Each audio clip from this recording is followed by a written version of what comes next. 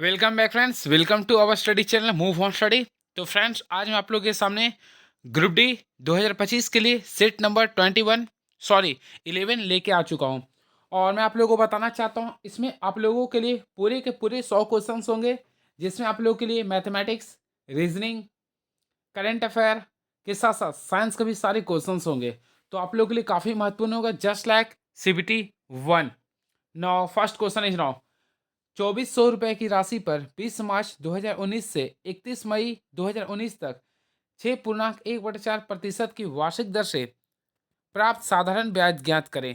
Friends, सबसे पहले हम लोग क्या करेंगे, यहाँ पर देखेंगे पी कितना। ऑलरेडी आप लोग देख सकते हैं पी का यानी प्रिंसिपल का वैल्यू 2400 रुपये है। हम लोग टाइम निकालने का प्रयास करेंगे। टाइम यहाँ पे देख सकते हैं आप लोग, ये डेट बाय दिया है, तो डेट में दिया आप लोग का 20 मार्च 2019 से लेके आप लोगों का जो टाइम दे रहा है वह 31 मई तक दे रहा। तो सबसे पहले हम लोग देखेंगे 20 मार्च से लेके 31 मई तक कुल डेट की संख्या कितना है। तो सबसे पहले फ्रेंड, ऑलरेडी आप लोग को पता है मार्च में कुल 31 डे होता है, तो हमारे 11 डे रिमेनिंग है। अप्रैल में कुल कितना होता है, 30 डेज होता है। क्लियर है। अब बात करते हैं मई का। तो ऑलरेडी आप लोग यहाँ पे मई का देखना चाहते हो तो 31 है। क्लियर है। अब आप लोग इसे काउंट कीजिए। तो फ्रेंड्स, सॉरी, यहाँ पे एक एक्स्ट्रा आपको लेना पड़ेगा। अब आप लोग काउंट कीजिए, तो देखिए अगर आप लोग ऐड करते हैं तो टोटल कितना दे रहा है, 73 डेज आ रहा है। कितना आ रहा है, 73 डेज। यानी कि हम लोग अब डेज को क्या करेंगे, हम लोग ईयर में बदलेंगे। तो ऑलरेडी आप लोग जानते होंगे SI का फॉर्मूला क्या होता है, PRT/100। तो हम लोग क्या करें, इसी का फॉर्मूला बेस्ड आप लोग के बीच में सॉल्यूशन करवाएंगे। अब देखिए पी का वैल्यू, तो ऑलरेडी आप लोग देखेंगे पी का वैल्यू कितना है, 2400 रुपये। क्लियर है। वही बात करना चाहते हैं रेट का, तो ऑलरेडी देख सकते हैं 6.1/4 था, यानी 6 × 24 और 25, 25 आप लोग 400% के रूप में डायरेक्टली लिख सकते हैं। क्लियर है। अब वही डेज की बात करना चाहते हैं, आप 73 लाए तो हम लोग 73 डेज को हम लोग क्या करेंगे, ईयर में बदल देंगे। तो 365 से डिवाइड कर देंगे। अगर आप लोग इसे सॉल्व करते हैं तो देखिए 73 का टेबल में 365 फाइव टाइम्स कैंसिल हो जाएगा। 5 का टेबल में 25 फाइव टाइम्स कट जाएगा। ये जीरो जीरो से कैंसिल हो गया। 4 का टेबल में 24 6 टाइम्स आ गया। अब 6 को हम लोग 5 से मल्टीप्लाई करेंगे तो क्या होगा, 30 आएगा। क्या आएगा फ्रेंड्स, 30 आएगा। तो इसका सिंपल वे में अगर आप लोग SI निकालते हैं तो राइट आंसर आएगा ऑप्शन नंबर सी, 30 रुपीज़ आएगा। क्लियर है। चलिए अब नेक्स्ट क्वेश्चन देखते हैं क्या आ चुका है ये। तो नेक्स्ट क्वेश्चन लिख रहा है, यदि x/1/71 बराबर 76/x है, तो x का मान ज्ञात करना। तो आप लोगों को सबसे पहले x है, यहाँ पे क्या 171/76 इंटू बाई एक्स है। फर्स्ट ऑफ ऑल क्या करें, क्रॉस मल्टीप्लिकेशन कीजिए, तो एक्स स्क्वायर को गुना कीजिए 171 गुना 76 कीजिए। क्लियर है। अगर आप लोग इसे पूरे का सॉल्यूशन कीजिएगा तो फ्रेंड्स, अगर आप लोग मल्टीप्लाई करते हैं तो सबसे पहले स्क्वायर को हम लोग क्या करें, अंडर रूट कर देंगे। क्लियर है। 171 को 76 से मल्टीप्लाई कीजिए तो देखिए 12,996 आएगा। 12,996 आएगा। ऑलरेडी आप लोग को पता है ये जो स्क्वायर रूट होता है 114 का होता है। किसका होता है, 114 का। तो इसका जो राइट आंसर आएगा 114, जो कि ऑप्शन नंबर डी को क्लिक कर सकते हैं। And very next question is now, सांख्यिकी में वर्ग अंतराल 16-20 का वर्ग चिन्ह ज्ञात करें। तो फर्स्ट ऑफ ऑल फ्रेंड्स, आप लोग को मैं बताना चाहता हूँ, जब भी वर्ग चिन्ह आप लोग को निकालने के लिए क्वेश्चन आता है तो आप लोग क्या कीजिए, lower limit plus higher limit या फिर अपर लिमिट दोनों को सम करके 2 से डिवाइड कर दीजिएगा। अगर आप लोग सॉल्व करते हैं तो देखिए 26 को 2 से डिवाइड कीजिए, सिंपल वे में इसका राइट आंसर क्या आएगा, 13। तो 13, तो फ्रेंड्स सॉरी 26, सॉरी यहाँ पे 36 होगा। 36 को 2 से डिवाइड कीजिए तो क्या आएगा, 18 आएगा। तो right answer option number C, यानी कि 18 इज द राइट आंसर। चलिए नेक्स्ट क्वेश्चन, एक तार जो कि 14 सेंटीमीटर त्रिज्या वाले एक वृत्त के रूप में है को मोड़कर एक वर्ग बनाया जाता है। वर्ग की भुजा की लंबाई ज्ञात करें। फ्रेंड्स, आप लोग काफ़ी अच्छे से सॉल्व कर सकते हैं। सबसे पहले क्या बोल रहा है, एक तार है जिसकी त्रिज्या 14 सेंटीमीटर दिया है, तो हम लोग सबसे पहले आर लिखेंगे। तो ऑलरेडी आप लोग देख सकते हैं 14 सेंटीमीटर दिया है और वृत्त के रूप में इसको शो कर रहे हैं। तो ऑलरेडी आप लोग को पता है, देखिए वृत्त एवं वर्ग की परिधि बराबर होंगे। तो सबसे पहले क्या करेंगे, हम लोग वृत्त की परिधि का फॉर्मूला ऑलरेडी आप लोगों को पता है क्या होता है, 2 पाई है। तो यहाँ पे 2 पाई है बराबर क्या करेंगे, वर्ग की परिधि यानी कि 4a करेंगे। सबसे पहले हम लोग यहाँ पे आर का भी देखिए 2 पाई में कर दिया। आर का वैल्यू ऑलरेडी देखें क्या दिया था, 14 दिया था, 14 कर दिया। अब यहाँ से आप लोग साइड का वैल्यू निकाल सकते हैं। तो देखिए 7 का टेबल में 14 टू टाइम्स कर गया और 2 कैंसिल यानी 4 टाइम्स कर गया। तो ऑलरेडी देखिएगा ए का वैल्यू आपका आ गया 22, यानी कि फ्रेंड्स साइड का वैल्यू 22 सेंटीमीटर आप लोग का सिंपल वे में इसका राइट आंसर आएगा। तो आप लोग काफ़ी अच्छे से ऑप्शन नंबर सी को क्लिक कर सकते हैं। इसका राइट आंसर जो होगा ऑप्शन नंबर सी होगा। क्लियर है।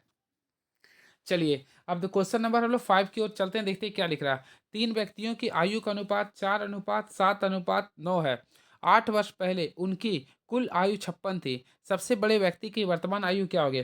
फ्रेंड्स मैं आप लोगों को बताना चाहता हूँ, जब भी स्टेप्स का क्वेश्चन आता है सबसे पहले क्या कीजिए, देखिए तीनों का रेशियो दिया हुआ है तो हम लोग यहाँ पे लिख एक्स के रूप में आप लोग लिखेगा। और यहाँ पे फोकस कीजिए तो पहले की बात कर रहे थे, तो सिंपल वे में आप लोग एक वर्क कीजिए। देखिए सबसे पहले हम लोग क्या करेंगे, देखिए 4x है, क्लियर है।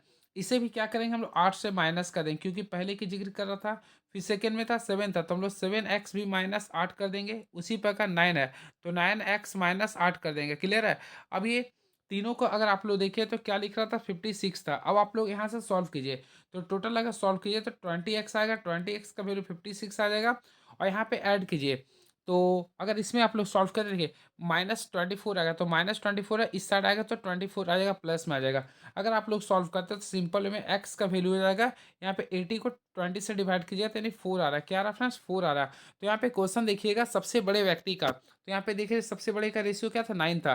तो 9 को हम लोग 4 से मल्टीप्लाई करेंगे, कितना है, 9 4 36। तो राइट आंसर इसका क्या आएगा, 36 ईयर।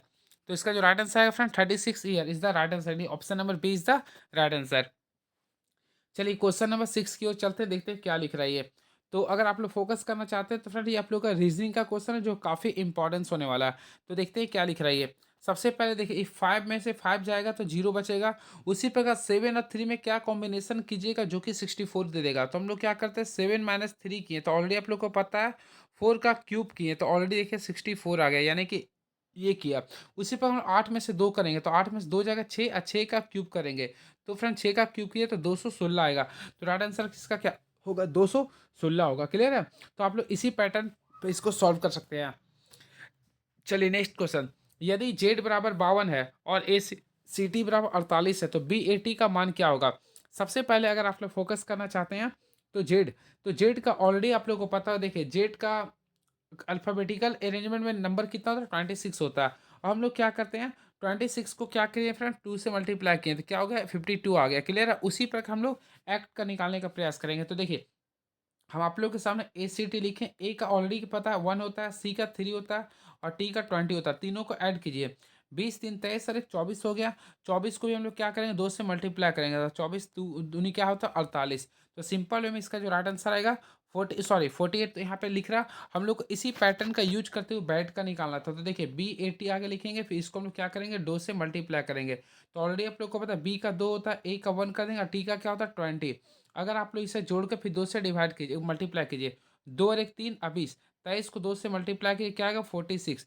तो इसका जो राइट आंसर आएगा ऑप्शन नंबर डी को काफ़ी अच्छे से क्लिक कर सकते हैं, यानी कि ऑप्शन नंबर डी इसका राइट आंसर होगा, क्लियर है। चलिए अब लोग क्वेश्चन नंबर नेक्स्ट की ओर देखना चाहते हैं क्या लिख रहा है ये। तो फ्रेंड क्वेश्चन नंबर 8 की ओर मूव ऑन करना चाहते हैं, देखते हैं क्या लिख रहा है ये। तो यदि P का अर्थ माइनस, Q का अर्थ प्लस, R का अर्थ डिवाइड और S का अर्थ मल्टीप्लाई है तो इस समीकरण को पुट ऑन करना है। सबसे पहले देखिए आप लोगों को क्या करना है, 16 में कर दिया हूँ P, तो P का देख रहे हैं माइनस लिख रहा है, फिर 4 में लिख दूंगा Q, तो Q का वैल्यू देख रहे हैं प्लस लिख रहा है, फिर 5, S का वैल्यू अगर आप लोग देखना चाहते हैं मल्टीप्लाई शो कर रहा, फिर यहाँ पे R, तो फ्रेंड सॉरी S के बाद आप लोग का 8 है और R का वैल्यू डिवाइड में लिख रहा है भाई 2। अब आप लोग क्या, कि इसे आप लोग बोर्ड मास के तरीके से सॉल्व कीजिए, 60 माइनस 4 प्लस 5 कीजिए मल्टीप्लाई। 2 का टेबल में 8 कितना टाइम्स आता है, 4 टाइम्स आता है। अब आप लोग इसे सॉल्व कीजिए, तो देखिए 60 माइनस 4 कीजिए प्लस 5 को 4 से मल्टीप्लाई कीजिए कितना आएगा, 20 आएगा। अब सॉल्व कीजिए, तो 16 में से 4 गया 12 आएगा, 12 प्लस 20 क्या आएगा 32। तो इसका राइट आंसर क्या होगा, option number B is the right answer. तो काफ़ी अच्छे से इसका राइट आंसर आप लोग 32 निकाल सकते हैं। चलिए रीजनिंग का क्वेश्चन आ चुका है। यदि रानी के पिता के चाचा, देखिए यदि रानी के पिता के चाचा अनूप के पिता के पोते हैं और अनूप अपने पिता के इकलौते पुत्र हैं तो अनूप का रानी से क्या संबंध है। चलिए मैं बनाने चाहता हूँ, देखिए आप लोग कुछ सीखने का प्रयास कर सकते हैं। देखिए मान लीजिए मैं क्या लिखा है, यदि रानी के पिता, फ्रेंड्स मान लीजिए रानी है तो रानी के पिता, मान लीजिए फर्स्ट जनरेशन सेकंड जनरेशन गया। यदि रानी के पिता के चाचा, तो देखिए इसका ये पिता हो गया, पिता के भाई को क्या बोलते हैं, चाचा, यानी इसके बारे में डिस्कस कर रहा। देखिए यदि रानी के पिता के चाचा अनूप के पिता के पोते हैं, तो यहाँ पे एक नया नाम आप लोग देख रहे हैं, अनूप के पिता के पोते हैं। तो फ्रेंड्स आप लोग को अनूप, तो देखिए मान लीजिए मैं अनूप, मैं मान लीजिए यहाँ पे अनूप नाम का कोई व्यक्ति ले लिया हूँ, ठीक है। अनूप के पिता के पोते बोल रहा, तो देखिए अनूप के पिता, फ्रेंड्स हम लोग क्या करेंगे, देखिए आप लोग थोड़ा सा ध्यान दीजिएगा।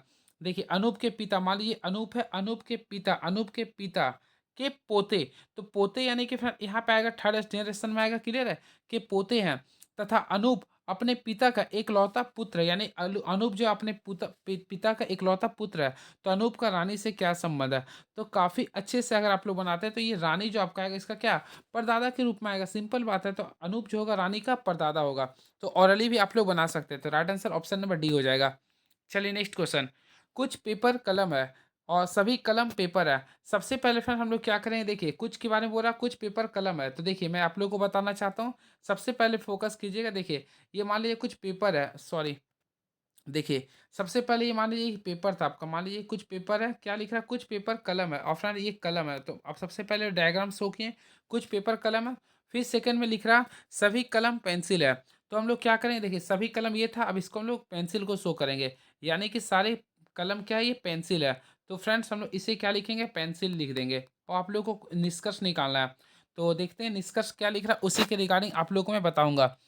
तो चलिए निष्कर्ष की ओर हम लोग मूव ऑन करना चाहते हैं। देखिए यहाँ पे निष्कर्ष आप लोग को लिख रहा था, पहला सभी पेंसिल कलम है। तो फ्रेंड इसके लिए फिर से हमको बनाना पड़ेगा। देखिए बिना बनाए नहीं होगा, ऑलरेडी आप लोग देखे थे, सबसे पहले एक पेंसिल था, ये क्लियर है।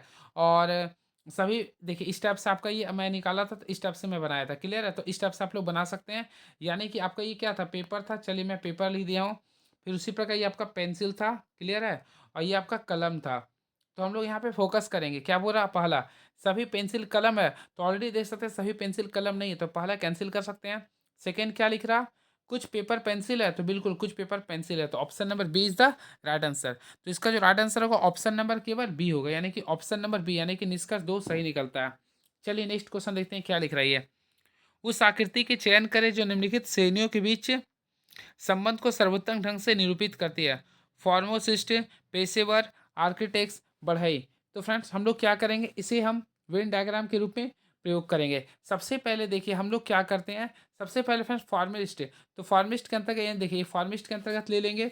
अभी देखिए सबसे पहले फोकस कीजिए, यानी मान लीजिए पेशेवर है, तो पेशेवर में सब चीज़ आ सकता है। पेशेवर मैं मान लिया हूँ, पेशेवर में देखिए फार्मिस्ट भी हो सकता है, आर्किटेक्ट्स भी हो सकता है, और बढ़ी भी हो सकता है, यानी कि इस टाइप से आप लोग बना सकते हैं। तो इसका अगर ऑप्शन देखा है तो ऑप्शन नंबर ए को काफ़ी अच्छे से क्लिक कर सकते हैं। तो right answer option number A को काफ़ी अच्छे से क्लिक कर सकते हैं, right answer option number A होगा। चलिए अब साइंस का क्वेश्चन आ चुके हैं, देखते हैं क्या लिख रही है। 12 वोल्ट विभवांतर वाले दो बिंदुओं के बीच एक 2 कूलम आवेश को स्थानांतरित करने के लिए किया गया कार्य क्या होगा।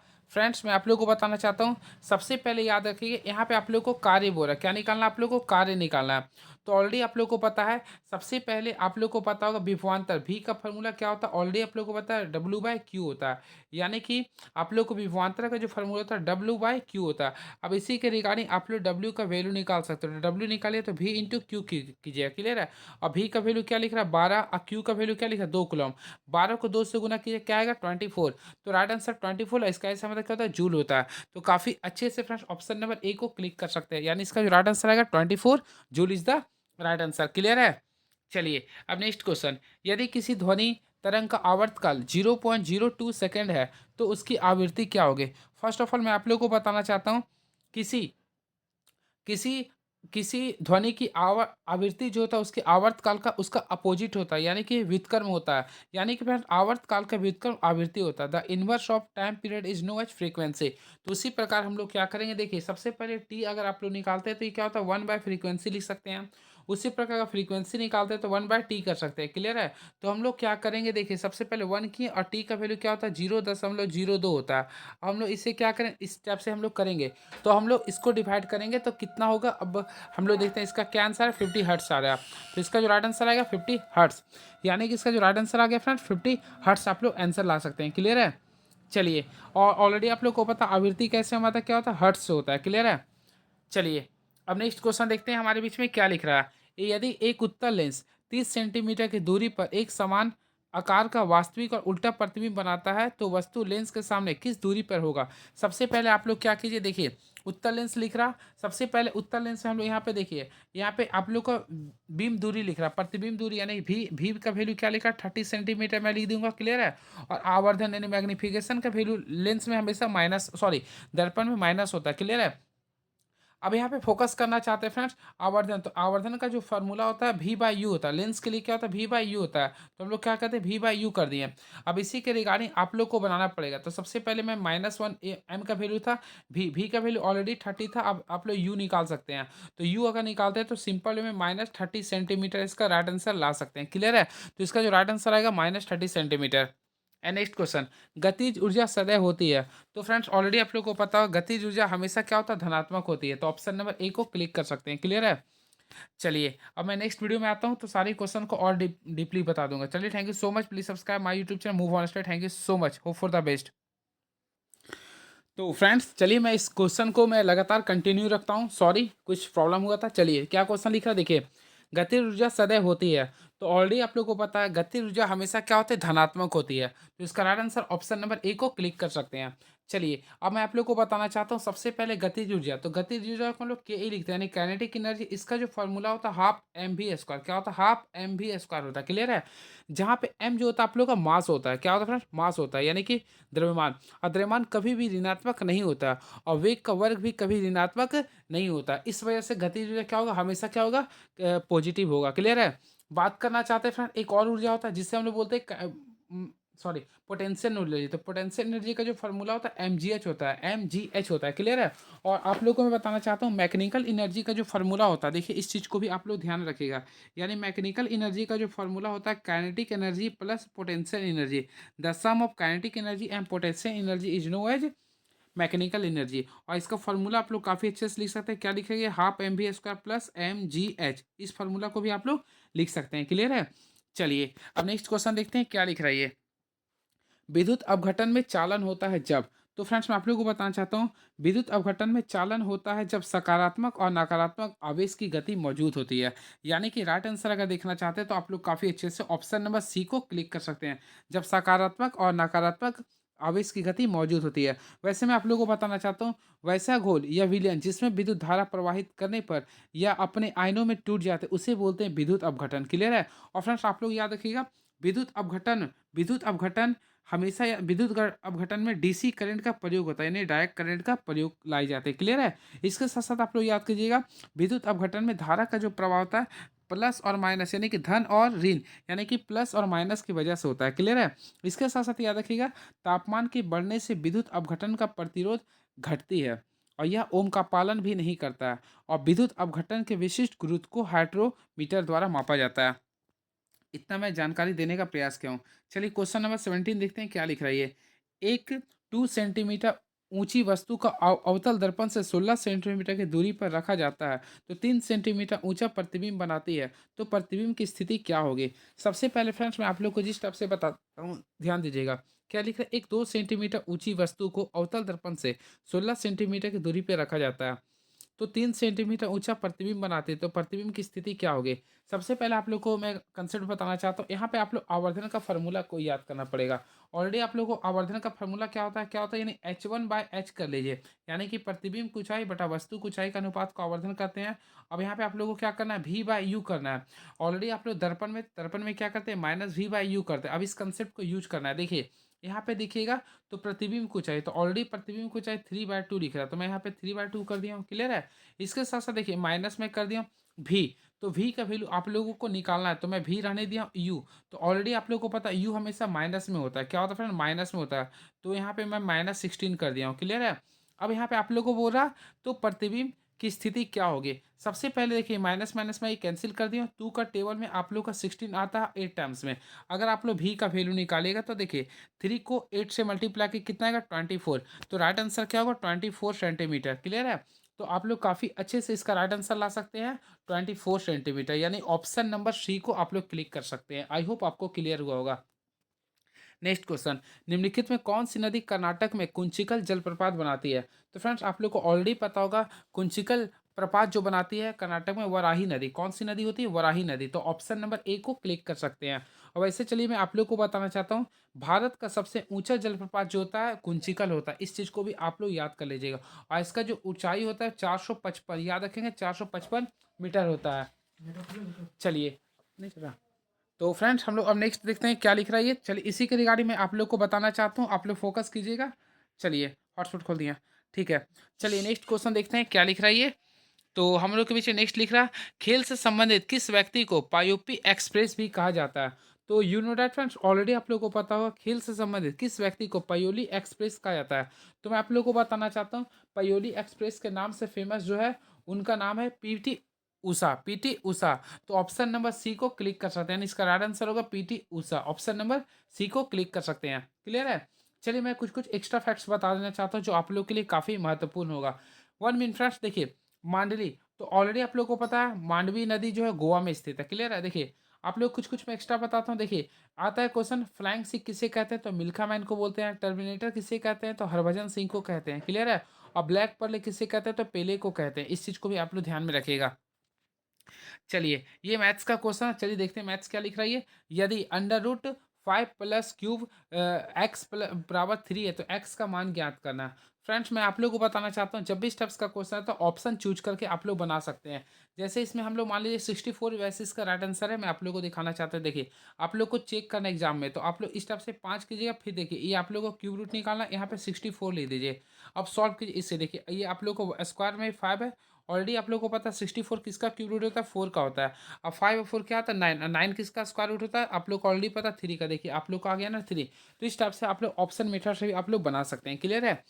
और अगर आप लोग ऑप्शन मेथड नहीं बनाते तो लॉन्ग विधि से बना सकते हैं। तो लॉन्ग मेथड आप लोग को ऑलरेडी पता है क्या कर सकते हैं। देखिए ये 5 है प्लस ये क्या है? अंडर रूट 3x है बराबर 3 है। हम लोग क्या करेंगे? दोनों साथ स्क्वायर करेंगे, स्क्वायरिंग बहुत सार। तो देखिए ये स्क्वायर से अंडर रूट कैंसिल हो गया, तो 5 प्लस क्यूब में बचेगा आप लोग का ये x बचेगा बराबर 3 3 जा 9। अब फ्रेंड्स हम लोग क्या करेंगे? देखिए आप लोग को क्यूब रूट ऑफ एक्स का वैल्यू 9 में से 5 को माइनस करेंगे तो 4 बचेगा। क्लियर है? और हम लोग यहाँ से देखिए आप लोग के यहाँ सामने बचा है 3 क्यूब बराबर यहाँ पे 4 बच रहा। तो सिंपल वे में इसको अगर तोड़ेंगे तो यहाँ पे क्या होगा? 4 पर पावर 3 होगा, तो यानी इसका राइट आंसर क्या होगा? 64 होगा। तो काफ़ी अच्छे से ऑप्शन नंबर सी को क्लिक कर सकते हैं। चलिए नेक्स्ट क्वेश्चन। 10 आंकड़ों का औसत 15.55 है। इसमें से पहले 3 आंकड़ों का औसत 48 है और अगले 4 आंकड़ों का औसत 58 है। यदि 8वां आंकड़ा 9वें आंकड़ा से 11 कम है और 10वें आंकड़े से 1 कम है तो 8वां आंकड़ा ज्ञात करें। तो काफ़ी इजी क्वेश्चन है, आप लोग बना लिए होंगे अब तक। तो फ्रेंड चलिए मैं आप लोगों को बताना चाहता हूँ, फोकस कीजिएगा। सबसे पहले देखिए 10 आंकड़ों का औसत यानी 10 को हम लोग क्या करेंगे? 55.5 से मल्टीप्लाई कर देंगे। तो 55.5 से इसको मल्टीप्लाई कीजिएगा तो कितना आएगा? 550 आ गया। आई होप आप लोगों को समझ में आएगा। अब यहाँ पे क्वेश्चन देख रहे हैं, तो यहाँ पे क्या है? देखिए यहाँ पे फोकस कीजिए। पहले 3 आंकड़े का औसत 48 है और अगले 4 आंकड़ों का औसत 58 है। यदि 8वां आंकड़ा 9वें आंकड़े से 11 कम है और 10वें आंकड़े से 1 कम है। फ्रेंड्स हम लोग क्या करेंगे? सबसे पहले 8वां आंकड़ा यहाँ लिखेंगे, यहाँ पे हम लोग लिखेंगे 9वां आंकड़ा, यहाँ पे 10वां। सबसे पहले हम लोग 8वां आंकड़ा मान ली एक्स मान लिए। क्लियर है? तो लिख रहा 8वां आंकड़ा 9वें आंकड़े से 11 कम है। तो फ्रेंड ये कम है यानी ये आप लोग का 9वां ज़्यादा रहेगा। क्लियर है? और 10वें आंकड़े से 1 कम है यानी x+1 कर देंगे और हम लोग तीनों का सम करेंगे। तो फ्रेंड्स सम कीजिएगा तो आप लोग काफ़ी अच्छे से। सबसे पहले देखिए पहले 3 का आंकड़ा कितना 48 दिख रहा था, तो हम लोग 3 को क्या करेंगे? 48 से मल्टीप्लाई कर देंगे। आई होप आप लोग क्लियर होगा। फिर अगला 4 का, तो 4 को हम लोग क्या करेंगे? 58 से मल्टीप्लाई कर देंगे। क्लियर है? और आप लोग का ये जो 3 आंकड़ा यानी x+11 x+1 इसे ऐड कर देते, तो 3x+11 11 और 1 क्या होता है? 12 होता है। क्लियर है?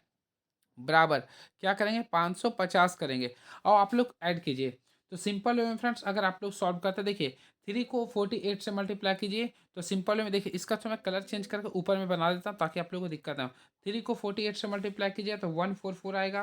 फिर उसी प्रकार 4 को 58 से मल्टीप्लाई 332 आएगा।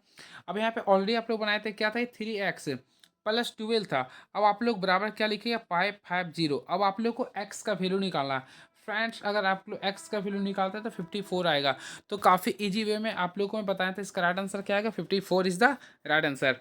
चलिए अब नेक्स्ट क्वेश्चन देखते हैं क्या लिख रही है। अभाज्य संख्याओं के समूह का महत्तम समापवर्तन ज्ञात करें। तो फ्रेंड्स सबसे पहले हम लोग क्या करेंगे? अभाज्य संख्या लिखने का प्रयास करते हैं। देखिए 2 लिख देंगे, 3 लिख देंगे, 5 लिख देंगे, उसी प्रकार 7 लिख देंगे, डॉट डॉट डॉट चल रहा है। ठीक है? तो फ्रेंड्स अगर आप लोग किसी की भी अभाज्य संख्या HCF निकालते हैं तो ऑलरेडी आपको केवल 1 आएगा। तो क्या आंसर लिख सकते हैं? ऑप्शन नंबर सी को क्लिक कर सकते हैं। क्लियर है? क्योंकि अभाज्य संख्या के समूह का महत्तम समापवर्तन हमेशा 1 होता है। चलिए नेक्स्ट क्वेश्चन। तो नेक्स्ट क्वेश्चन लिख रहा है, एक नाव 30 घंटे में 270 किलोमीटर नदी के बहाव के साथ जाती है और 29 घंटे में 203 किलोमीटर बहाव के विपरीत जाती है, तो पानी की गति ज्ञात करना। तो फ्रेंड्स सबसे पहले आप लोग को क्या करना है, नदी के बहाव के साथ गति ज्ञात करते हैं। तो नदी के बहाव के साथ गति ज्ञात करते हैं तो 270 को हम लोग किससे डिवाइड करेंगे, 30 से डिवाइड करेंगे। तो ऑलरेडी इसका वैल्यू जो आएगा 9 किलोमीटर पर आवर आएगा, यानी 9 किलोमीटर पर आवर आएगा। क्लियर है। उसी प्रकार नदी के बहाव के विपरीत दिशा ज्ञात करेंगे। तो ऑलरेडी आप लोग 203 को हम लोग क्या करेंगे, 29 से डिवाइड करेंगे। तो इसे डिवाइड करेंगे तो क्या आएगा, 7 किलोमीटर पर आवर आएगा। क्लियर है, 7 किलोमीटर पर आवर आएगा। अब पूरा पानी की गति ज्ञात करना है। तो फ्रेंड्स हम लोग क्या करेंगे, पानी की गति के लिए क्या करेंगे, दोनों का जो गति है उसका डिफरेंस लेंगे। तो 9 - 7 करेंगे बाय 2। तो ऑलरेडी 9 में 7 गया, 2/2। तो इसका जो राइट आंसर है 1 kilometre per hour is the right answer. तो फ्रेंड्स काफ़ी अच्छे से ऑप्शन नंबर 1 को क्लिक कर सकते हैं। आई होप आप लोगों को क्लियर हुआ होगा। चलिए अब देखिए, ये आप लोग के सामने जो क्वेश्चन आ चुका है इसको हम सॉल्व करवाते हैं। सबसे पहले लिख रहा है, आप लोग देख लीजिए, यदि a बाय बी एक भिन्न है जहां a बराबर b-3 और a plus B by B minus a minus B बराबर 10/7 है, तो a बाय बी का मान ज्ञात करना है। तो फ्रेंड्स इसे अगर आप लोग सॉल्व करते हैं तो इसका राइट आंसर आएगा 4/7 आएगा, यानी ऑप्शन नंबर सी को क्लिक कर सकते हैं। देखिए ये क्वेश्चन आप लोगों के लिए काफ़ी अच्छा है। इसमें देखिए नीचे दिए गए आरेख में कौन से अक्षर उन विद्यार्थियों का प्रतिनिधित्व करता है जो क्रिकेट के साथ साथ फुटबॉल और हॉकी भी खेलते हैं। यानी कि आप लोग को देखना है कौन जो ऐसे हैं जो क्रिकेट के साथ साथ फुटबॉल और हॉकी भी खेलता है। यानी कि देखिए ये क्रिकेट फुटबॉल हॉकी, तो हम लोग को दिखने में नजर हमें नजर आ रहा है एस। तो फ्रेंड्स का राइट आंसर क्या होगा, एस। देखिए तीनों में ये मैच कर रहा है तो एस हो जाएगा। क्लियर है। चलिए अब बात करना चाहते हैं 27 नंबर क्वेश्चन का। तो चलिए 27 नंबर क्वेश्चन क्या लिख रहा है देखते हैं। नौकरी के लिए न्यूनतम योग्यता स्नातक है, बिल्कुल। हालांकि स्नातक के अंतिम वर्ष की परीक्षा देने वाले उम्मीदवार भी आवेदन कर सकते हैं। ऑलरेडी आप लोग वैकेंसी में देखते हैं इस टाइप्स का पूछता है। क्लियर है। सभी उम्मीदवार जो स्नातक होने वाले हैं वे चयनित उम्मीदवारों की सूची में होंगे, यस या नो। तो फ्रेंड्स बिल्कुल होंगे। न्यूनतम योग्यता स्नातक होने की वजह से उम्मीदवार चयनित उम्मीदवारों की सूची में होंगे, बिल्कुल होंगे। तो यानी निष्कर्ष दोनों सही होगा, यानी ऑप्शन नंबर ए को क्लिक कर सकते हैं। चलिए नेक्स्ट क्वेश्चन। ये फ्रेंड लिख रहा है, इलियाना असंगत चुनने के लिए काफ़ी स्मार्ट है, वह नीचे से किसका चयन करेगी। तो फ्रेंड्स अगर आप लोग इसे फोकस करना चाहते हैं तो देखिए इसे आप लोग देखिए सबसे डिफर कौन है। देखिए इसमें भी थ्री थ्री बनाएगा, 3 टाइम्स है, ये भी 3 है, इसमें भी 3, लेकिन इसमें फोकस कीजिए तो 4 टाइम्स है। तो ऑप्शन नंबर सी, यानी कि देखिए सी किस में लिख रहा है, ऑप्शन नंबर डी को क्लिक कर सकते हैं। काफ़ी इजी क्वेश्चन था ये। चलिए देखिए, यदि निम्नलिखित में से प्रत्येक के माध्यांक में से 4 घटाया जाता है फिर शेष अंकों के स्थानों को व्युत्क्रम किया जाता है, तो निम्नलिखित में से कौन सा मध्य संख्या का प्रथम अंक होगा। तो चलिए मैं आप लोग को बताना चाहता हूँ। सबसे पहले क्या हो रहा, जो आंकड़ा दिया हुआ है प्रत्येक के माध्यांक में से 4 घटाया जाता है। तो फ्रेंड्स हम लोग क्या करेंगे, सबसे पहले क्या करेंगे, जो संख्या दिया है उसे परिवर्तित करने का भरपूर प्रयास करेंगे। तो देखिए क्या लिखा, यदि निम्नलिखित में से प्रत्येक के माध्यांक में से 4 अंक घटाया जाता है फिर शेष अंकों के स्थानों को व्युत्क्रम किया जाता है, तो निम्नलिखित में कौन सा मध्य अंक का प्रथम अंक होगा। तो ये क्वेश्चन काफ़ी कॉम्प्लिकेटेड है। सबसे पहले हम लोग क्या करते हैं देखिएगा, प्रश्नानुसार शब्दों के अंकों में परिवर्तित करने पे। तो फ्रेंड अगर आप लोग अंक को परिवर्तित करते हैं तो देखिए सबसे पहले इसका अंक क्या आएगा, सबसे पहले यहाँ पे 6 आ जाएगा, फिर क्या आएगा 5 आएगा, फिर 8 आएगा, फिर 8 देखिए इसके बाद क्या आएगा, फिर देखिए 8 आ जाएगा, फिर 2 आ जाएगा, फिर 7 आ जाएगा, फिर 4 4 2 आ जाएगा, फिर 9 3 3 आ जाएगा, फिर 5 5 6 आएगा। आप लोग का यही आएगा ना, ये बिल्कुल आएगा। तो आप लोग को इसमें बोल रहा 4 4 2 में, तो ये प्रथम अंक क्या आ गया 4 आ गया और मध्य अंक क्या 4, तो राइट आंसर 4 होगा। तो काफ़ी आसानी से आप लोग फोकस कीजिए तो बना सकते हैं। Option number 20 the right answer. चलिए नेक्स्ट क्वेश्चन देखते हैं क्या लिख रहा है ये। वह दुनिया के सर्वश्रेष्ठ डिजाइनरों में से एक है, दुनिया में और भी अच्छे डिजाइनर है, वह दूसरे डिजाइनरों में तीसरे नंबर पे आता है। तो देखिए इसका जो राइट आंसर है केवल निष्कर्ष 1 सही होगा। क्या होगा, निष्कर्ष 1। चलिए नेक्स्ट क्वेश्चन देखते हैं। डायरेक्शन का क्वेश्चन है, एक व्यक्ति बिंदु ए से शुरू करके पूर्व की ओर 4 किलोमीटर चलता है। सबसे पहले फिर मान लीजिए कि मैं कोई व्यक्ति ए है, यहाँ से चलना स्टार्ट करता है, सबसे पहले पूर्व की ओर 4 किलोमीटर चलता है। चलिए मैं 4 किलोमीटर चला दिया उसको। फिर वह दाएं मुड़ता है। तो ऑलरेडी फ्रेंड्स अगर ये दाएं मुड़ता है 2 किलोमीटर चलता है, तो मैं क्या करता हूँ, सबसे पहले इसको दाएं मुड़ाता है। तो देखिए यहाँ से चलने के बाद दाएं मुड़ा है और फिर ये लिख रहा है 2 किलोमीटर चलता है, यानी कि 2 किलोमीटर मैं चला दिया हूँ। फिर यह दाएं मुड़ता है, तो फ्रेंड्स यहाँ से अगर वो दाएं मुड़ेगा तो अब फिर 3 मीटर चलता है, 3 मीटर। तो यहाँ से देखिए 3 मीटर मैं चला दिया हूँ। क्लियर है। उसके बाद लिख रहा है फिर वह एक बार दाएं मुड़ता है और 8 किलोमीटर चलता है, यानी कि इसको घुमाकर आपको 8 किलोमीटर लेके चलना है। फिर लिख रहा है आप लोगों को फिर वह पूर्व की ओर 7 किलोमीटर चलता है, यानी कि पूर्व की ओर, यानी कि 7 किलोमीटर मैं चला दिया हूँ। फिर लिख रहा 7 किलोमीटर, फिर दाएँ मुड़ता है और 6 किलोमीटर चलता है। यानी कि फ्रेंड्स यहाँ से इसको 6 किलोमीटर की ओर हम लोग ले चलते हैं और बाएँ मुड़ता 3 किलोमीटर चलता है। यानी कि यहाँ से इसको हम लोग बाएँ 3 किलोमीटर लेके और जा रहे हैं, क्लियर है? तो लिख रहा है ए और बी के बीच न्यूनतम दूरी क्या है? तो फ्रेंड यहाँ पे बी मान लिया हूँ। तो आप लोग को शॉर्टकट रास्ता पता करना है। देखिए ये 4 था ऑलरेडी, ये भी 4 है। 4 4 8 हो गया, क्लियर है? और ये 3 है। तो हम लोग क्या करेंगे 4 + 4 + 3, 4 4 8 और 3 क्या हो गया 11। तो राइट आंसर क्या हो गया 11 किलोमीटर। तो काफ़ी अच्छे से ऑप्शन नंबर सी को क्लिक कर सकते हैं। चलिए अब नेक्स्ट क्वेश्चन देखना चाहते हैं हमारे बीच में। नेक्स्ट क्वेश्चन क्या रहा है ये, देखते हैं क्वेश्चंस क्या लिख रहा है। एक धनात्मक और ऋणात्मक दो आवेश प्रारंभ में 2 सेंटीमीटर की दूरी पर है और उन्हें जब तक दूर किया जाता है तब तक उनके बीच की दूरी 6 सेंटीमीटर नहीं हो जाती है, तो उसके बीच का बल अब घटकर हो जाएगी जिस गुणक से वह है। तो चलिए मैं आप लोग को बताना चाहता हूँ इसका जो सबसे पहले आप लोग को क्या करना पड़ेगा। सबसे पहले फ्रेंड्स ऑलरेडी आप लोग पढ़ेंगे कुलॉम्स लॉ के नियम। तो कुलॉम्स के नियम के अकॉर्डिंग एफ बराबर क्या होता है, देखिए के होता है Q1 × Q2 आर स्क्वायर। तो आप लोग को इस फार्मूला का यूज करना है। ऑलरेडी फिर आप लोग को पता है एफ इज, देखिए F is inversely proportional to their square of distance. इस फार्मूला को अपनाना पड़ेगा। अब हम लोग क्या करेंगे, देखिए यहाँ पे F1 और F2 का रेशियो निकालेंगे। तो ऑलरेडी फ्रेंड्स F1/F2 का रेशियो निकालेगा। तो सिंपल में यहाँ पे क्या कर रहा है R2 का स्क्वायर कीजिएगा और यहाँ पे R1 का स्क्वायर कीजिएगा, क्लियर है?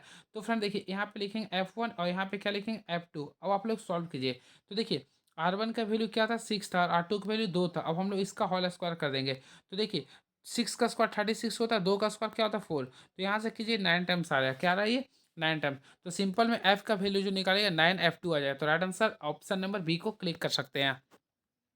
किसी बिंदु पर द्रव का दाब निर्भर करता है, काफ़ी इजी क्वेश्चन है ये। तो मैं आप लोगों को बताना चाहता हूँ किसी बिंदु पर द्रव का जो दाब होता है वह द्रव के घनत्व पर निर्भर करता है, यानी द्रव्य के घनत्व पर निर्भर करता है। यानी ऑप्शन नंबर ए को क्लिक कर सकते हैं। तो right answer option number A होगा, क्लियर है? चलिए मैं आप लोग कुछ एक्स्ट्रा फैक्ट्स बताता हूँ। सबसे पहले फ्रेंड याद रखिए द्रवों में दाब का नियम होता है और द्रव को भीतर किसी बिंदु पर दाब स्वतंत्र तल से बिंदु की गहराई के अनुक्रमानुपाती होती है।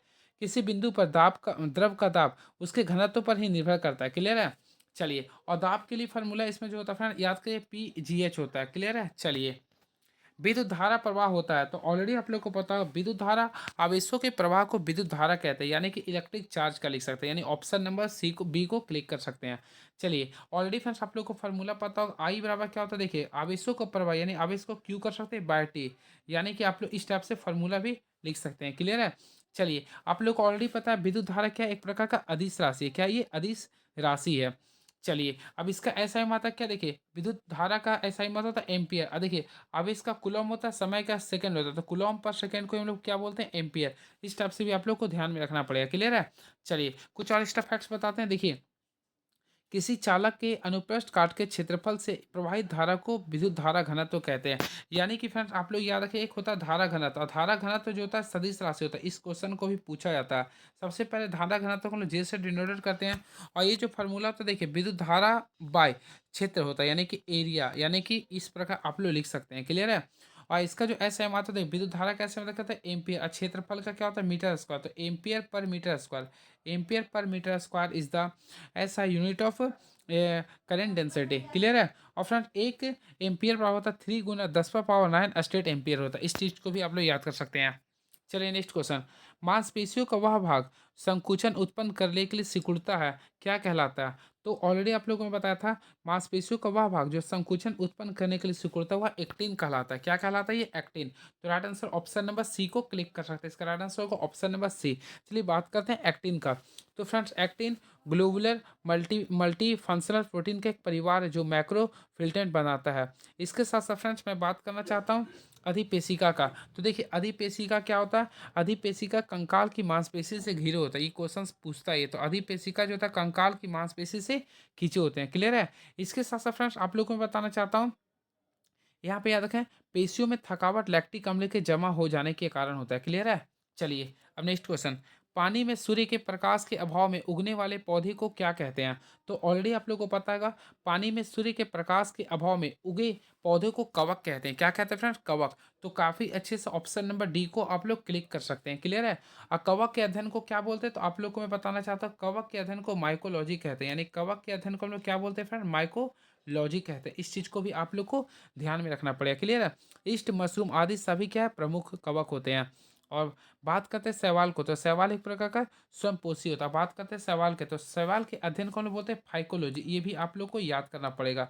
तो शैवाल के अध्ययन को क्या बोलते हैं फ्रेंड? फाइकोलॉजी, ये भी आप लोग को ध्यान में रखना पड़ेगा।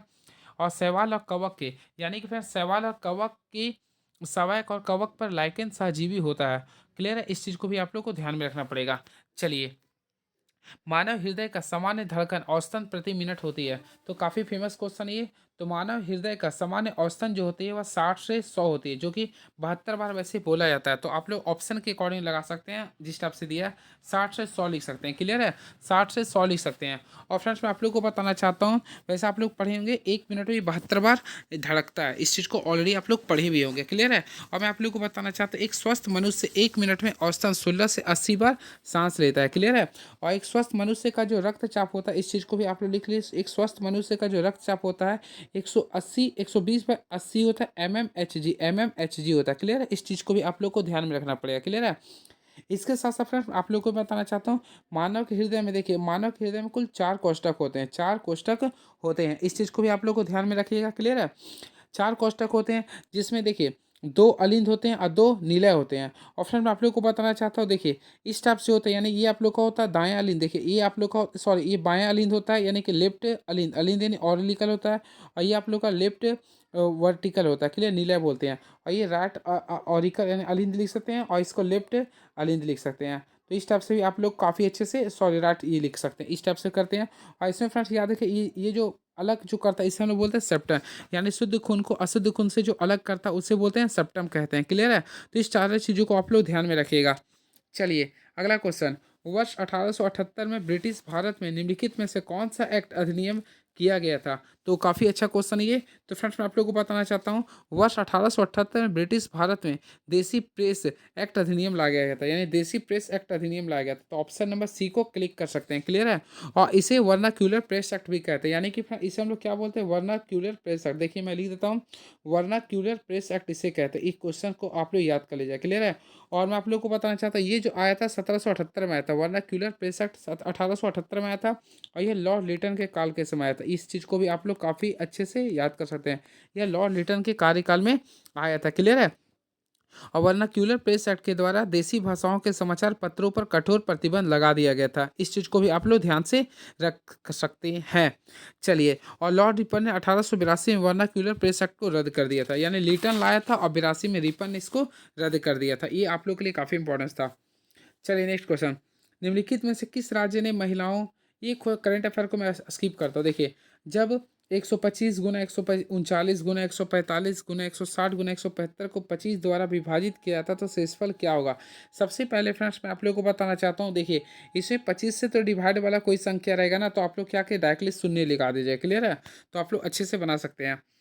ताश की गड्डी में से एक कार्ड निकाला जाता है, तो निकाले गए कार्ड में काले रंग की होने की क्या प्रायिकता होगी? सबसे पहले फ्रेंड्स आप लोग को मैं बताना चाहता हूँ, देखिए आप लोग को ऑलरेडी पता है, कार्ड में कुल कितना 52 पत्ता होता है। 52 पत्ता में से एक निकाल रहे हैं, जब भी निकालते हैं तो कॉम्बिनेशन को यूज किया, तो 52 कॉम्बिनेशन 1 का यूज किया तो 52 आएगा। उसी प्रकार बोला कि ब्लैक कार्ड में से निकालते हैं, तो ब्लैक कार्ड की संख्या होता है 26, 26 में से हम लोग एक को निकालते हैं, तो इसे सॉल्व किया तो 26 आएगा। अब इसका बोला प्रोबेबिलिटी, तो फ्रेंड 26/52 कीजिएगा, तो इसे अगर आप लोग सॉल्व करते हैं तो क्या आएगा? 1/2। तो इसका काफ़ी अच्छे से राइट आंसर लाएंगे, तो आप लोग का 1/2 ऑप्शन होगा, यानी ऑप्शन नंबर बी। क्लियर है? चलिए अब नेक्स्ट क्वेश्चन देखना चाहते हैं, क्या लिख रहा है ये। तो नेक्स्ट लिख रहा है, दो संख्याओं का योग 8 है और अंतर 4 है, तो एक संख्या ज्ञात करें। सबसे पहले फिर आप लोग को स्टेप से करना पड़े। देखिए x + y का वैल्यू 8 लिख रहा है, और दोनों का अंतर क्या लिख रहा है? ये 4 है। तो आप लोग को मैं बताना चाहता हूँ, जब भी सॉल्व कीजिएगा दोनों को आगे जोड़ दीजिए। 8 4 क्या होता है? 12। तो 12 का हाफ कर एक 6 हो गया। फिर दोनों के लिए क्या किया? दोनों के ऊपर घटा दिए, 8 में से 4 गया, 4 4 को हाफ कर दिए 2। तो इसमें से एक वैल्यू आप लोग का आएगा 8, और सॉरी एक वैल्यू आएगा 6, एक वैल्यू आएगा 2। तो क्वेश्चन के अकॉर्डिंग आप लोग को बोल रहा है उनमें से एक संख्या क्या है, तो देख सकते हैं 6 आप लोग को ऑप्शन में आ चुका है। क्लियर है? चलिए लॉगरिथम का क्वेश्चन है। चलिए आप लोग ऑलरेडी लॉगरिथम का क्वेश्चन पढ़े होंगे, तो देखिए ये क्वेश्चन काफ़ी कॉम्प्लिकेटेड होता है। मैं आप लोगों को बताना चाहता हूँ, देखिए लॉगरिथम है, ये यहाँ पे बी लिख रहा है बेस का वैल्यू, फिर ए लिख रहा है, क्लियर है।